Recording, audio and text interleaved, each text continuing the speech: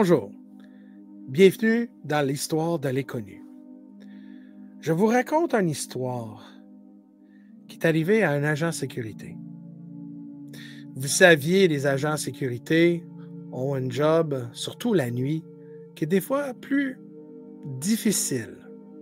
Il y a beaucoup de challenges qui viennent faire face avec ça, surtout dans les pièces qui sont vides, noires et sombres. Et c'est certain que cette histoire-là touche tous de ces éléments-là. Sauf un extra, que l'agent en question que je vous parle, il n'a jamais été préparé pour ça.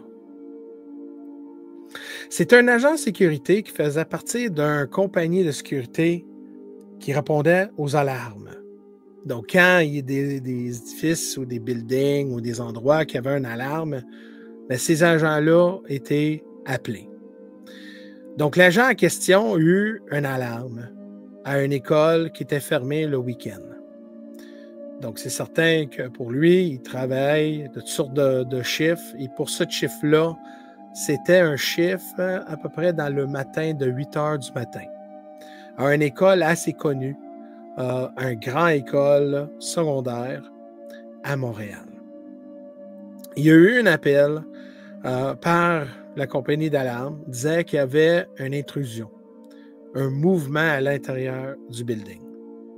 Donc, l'agent en question a été signalé, puis se pointait devant l'école. Il a fait le tour. Il a vérifié toutes les portes. Il a vérifié toutes les fenêtres. Il a même vérifié la proximité et le terrain pour des signes ou la preuve qu'il y avait une intrusion. Malheureusement, il n'y avait pas. Donc, il a eu la permission de rentrer dans le building. Donc, fait partie de son inspection, c'était vérifier à l'extérieur et après, ensuite, de vérifier à l'intérieur. L'école, ça faisait longtemps que l'école existait. C'est une des écoles que le building, ça fait plus que 100 ans qu'il existe. Une grande école, à peu près de 3 étages, située à Montréal. Et puis, un building assez complexe à naviguer à l'intérieur. Donc, c'est certain qu'il rentre, il va à l'alarme, il check les zones, il met en silence, puis là, il est en train de vérifier. Parce que pas toutes les intrusions, justement, ont des preuves. Il y a des gens, des voleurs, sont très faciles à masquer ou même, puis juste ouvrir une porte puis la fermer, tu ne peux pas savoir s'il y avait quelqu'un déjà là. Donc, l'agent en question fait sa patrouille. Il patrouille les corridors de l'école. Il se pointe vers l'entrée, le lobby, la direction, on pourrait dire. Puis tout d'un coup, il est descendu dans l'endroit que des classes. Quand il arrive au bout, quasiment monté pour la deuxième, il a entendu un gros bang. Un gros bang du deuxième étage. Donc, l'agent en question se monte.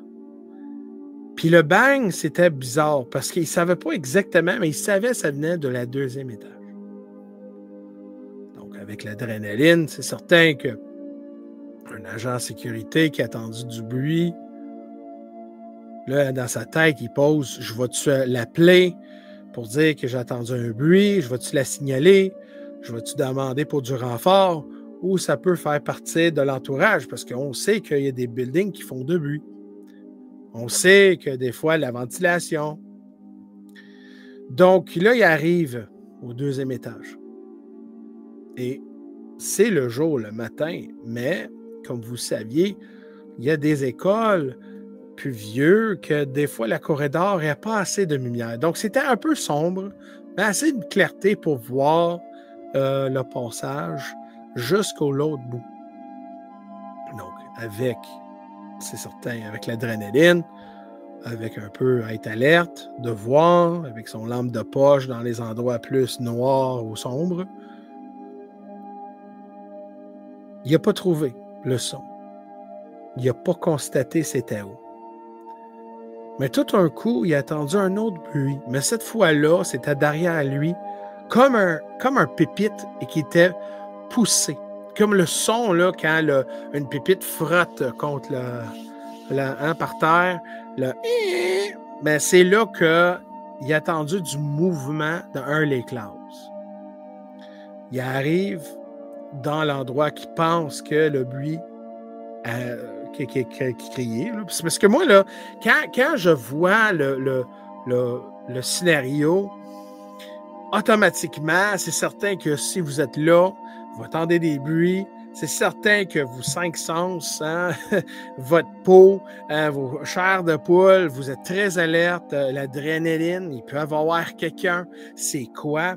Donc, quand je mets à sa place, je me dis, il était très, très courageux d'aller vraiment aller voir sans appeler parce que des fois, ça peut arriver que c'est une fausse alerte et il y a beaucoup de choses qui sont très explicables. Donc, il arrive à la classe en question qui a entendu le bruit parce que c'était derrière lui. Donc, il savait que la classe qui a passé, c'était juste là. Donc, il rentre dans la classe. Il ouvre la porte, il rentre. Il voit absolument rien. Absolument rien. Quand il est rentré dans la classe, tous les bureaux étaient bien placés. Donc, c'est certain que ce n'était pas cette classe-là. Mais il savait que le son, c'était un son d'une pépite qui était comme poussée. Donc, en sortant de la classe, en continuant vers justement le 3e étage, où je vous avais dit, il y avait 3 étages. Il monte au 3e étage.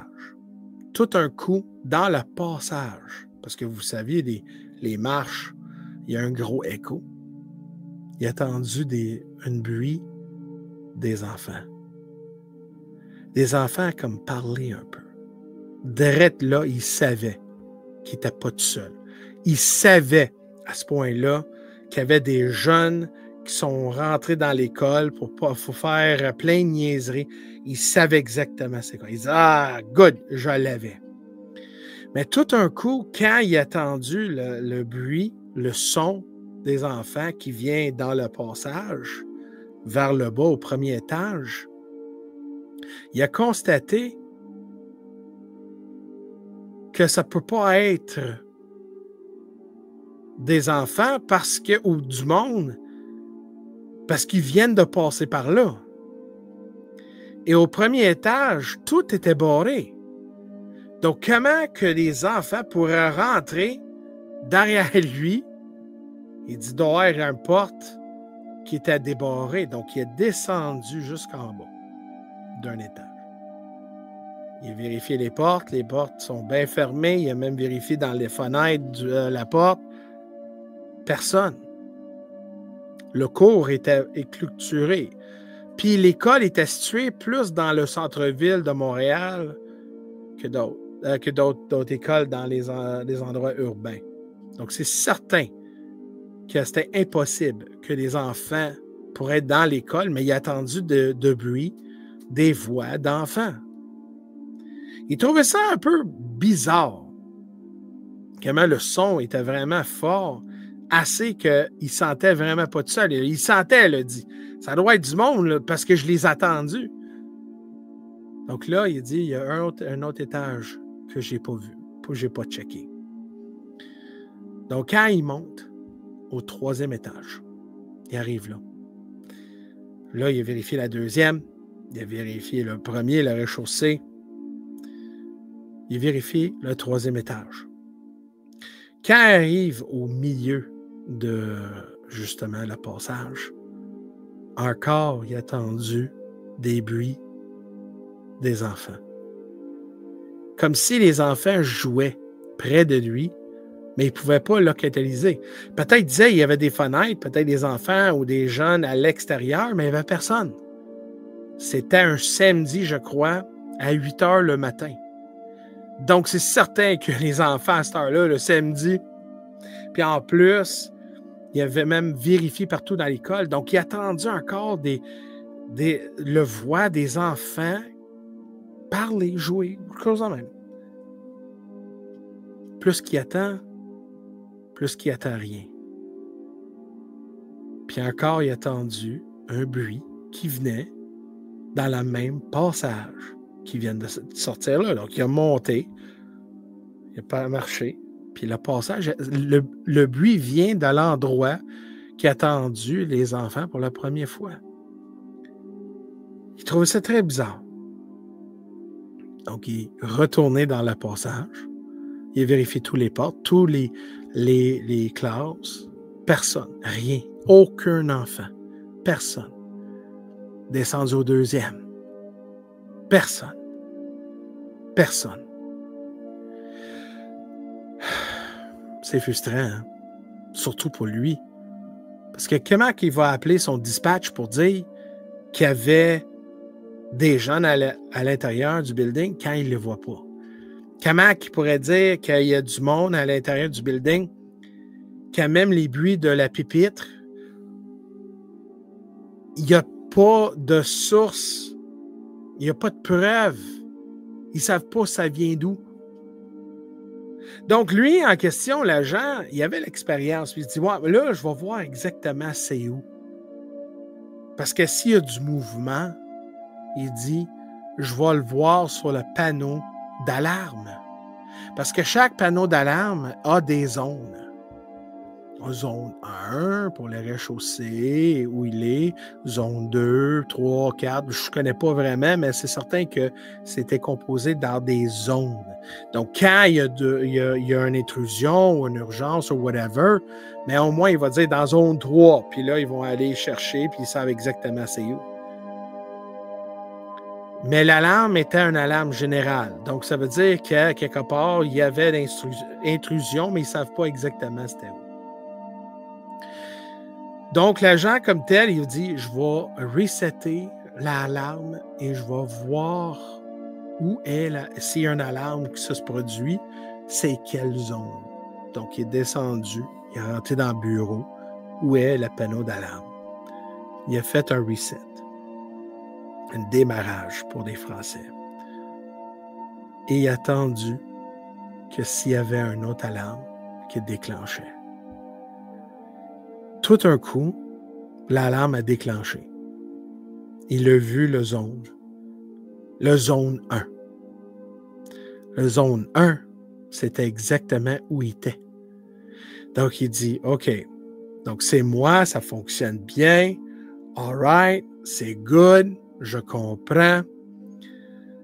Ça fonctionne bien. Tout un coup, deuxième alarme, zone 2. Zone 2, située en l'endroit qui a attendu les enfants. Il dit, ah, parfait, exactement, zone 2. Il arrive aux zone 2. Là, il appelle son dispatch. Il avait expliqué qu'est-ce qui est arrivé. Donc, ils disent, parfait. On va envoyer un autre patrouilleur. Donc, un autre patrouilleur, pendant qu'il attendait, il écoutait, il n'a pas attendu à rien. Ils savent que zone 2, c'est l'endroit. Il y a un autre patrouilleur qui s'en vient, son 2. Son 2. Parce que là, à ce point-là, ils sont prêts à appeler la police pour vraiment annoncer qu'il y a quelque chose qui se passe, il y a du monde dans le building, mais en réalité, ils ne sont pas à ce point-là. Puis vous saviez, ils ne pouvaient pas appeler la police pour rien. Donc là, il y a un deuxième patrouilleur qui arrive.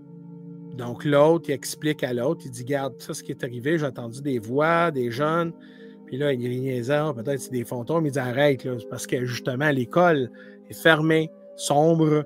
Tu comprends, l'adrénaline des fois. Donc, c'est certain qu'eux autres, ils n'ont jamais pensé que ça pourrait être la paranormal.